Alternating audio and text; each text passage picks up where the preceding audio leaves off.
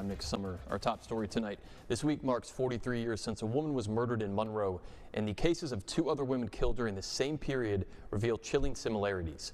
Here's Fox 14's Chelsea Monet with this week's ArkLaMis Most Wanted. ArkLaMis Most Wanted, sponsored by Coney Island Connection and Chris Lewis. In 1982, Sherry Alford's car was found on side of the road with shattered glass from gunshots in her body outside of her vehicle. She had been murdered, and this was the 3rd woman in 18 months to face a similar and tragic fate. Sherry Lynn Alford, young, beautiful, and forever 16. It was February 1st, 1982. Sherry had gotten off of work and went to visit her boyfriend in the town and country area to study some chemistry or science or something, and left there with her curfew approaching, knowing she needed to be home for curfew.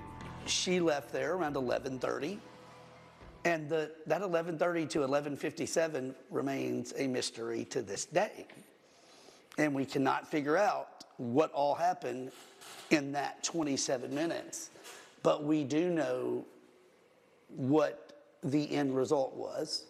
Sherry had been shot, left for dead, and the worst part, her body was found maybe a half mile from her home on 139.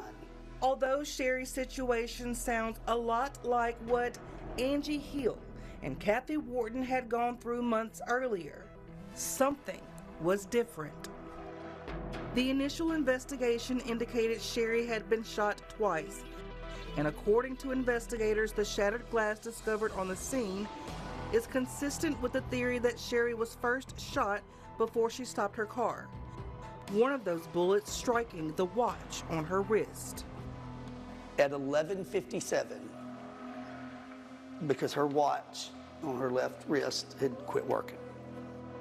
Evidence suggests Sherry was likely exiting her car in an attempt to run away from her killer when the final shot was fired, striking her in the head. And just like the previous victims, advocates Kevo and Carol spoke with Sherry's sister Tammy Riley on their Destination Justice podcast. They recollect how things changed and how the murders set in motion an overwhelming fear in the community. Females at that time were scared to go anywhere. That's right. Understandably so. Yeah. The ones that did would wear ball caps, so they looked like a guy. Right. Put their hair up so you couldn't. Or they would have their dads or their boyfriends or their brothers or whoever take them wherever they needed to go. I mean, people were living in fear. For a detailed version of this story, head to myarklamis.com to watch a special 30-minute report. For ArkLaMis Most Wanted, I'm Chelsea Monet.